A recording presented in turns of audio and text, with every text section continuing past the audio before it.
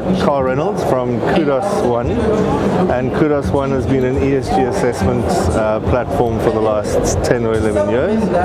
We primarily focus on the SME sector because that's where most of the work is being done, and most of the work is really so desperately needed. And Kudos was really designed to be an ESG assessment tool that brings companies to the table, sustainability, to avoid those obstacles of cost and administrative layers. Over the last few years we've grown into being operational now in 22 countries around the EU, UK and Africa, mainly focusing on private equity portfolios and a number of auditing firm clients. You've got a very interesting statement on your website. It says the business case for ESG is increasingly self-evident. Yes. Please can you expand on that? Absolutely. There are so many benefits to sustainability, and there's a lot of compliance-driven needs for companies to be in this world, which is great. If you're a listed entity, there are regulatory requirements. But in Africa, 80% of the economic activity is conducted by the SME or the unlisted sector. And if we don't bring that sector of the community to the table, as I said, those societal standards that we hold the world to, the Paris Climate Accord, Sustainable Development Goals, those are completely unachievable.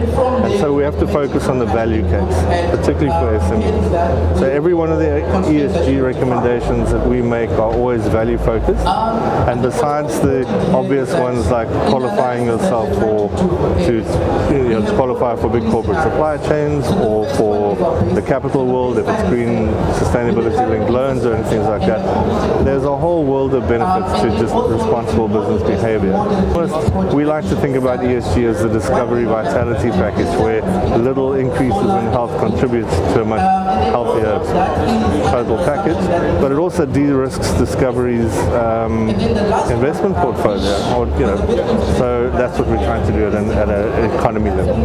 Tell us more about this SME 1000 project. Yeah. So we've been very fortunate enough, and having done this work for so long, that we can see the impact we've had at a company level.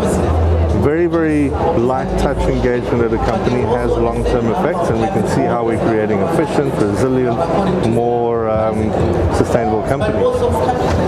Some of our clients are the private equity investors who then scale that practice over whole portfolios, and then we've also similarly been able to see over time how we've affected the performance of entire portfolios. And so late last year we started thinking, how can we scale this up even further into a localized economy? And so we came up with the idea of 1,000 SMEs. We think that's a nice tipping point. If we can kickstart the sustainability journey of 1,000 companies over the next year, take them on the journey, assess them, give them some advice on how to be better, assess them again so we can see exactly what that journey's been like over a year, and then multiply that by 1,000, we think we can really impact how business as usual can be responsible or sustainable business. Is this only in South Africa? Great question. So we started here because this is where we are, but through our partner networks we've already started looking at doing one in East Africa later this year, and then there's one planned for Middle East North Africa region next year. And one of our partners, the Global Entrepreneurship Network, have centers all around the world. So eventually we see this thing growing into various localized economies. Is there anything else you'd like to share? Yes, I think the 1,000 SMEs project has been really exciting in that it highlights a very simple, clear path towards a sustainable economy, even and especially at the SME sector level. It's nice, achievable baby steps to making responsible business as usual.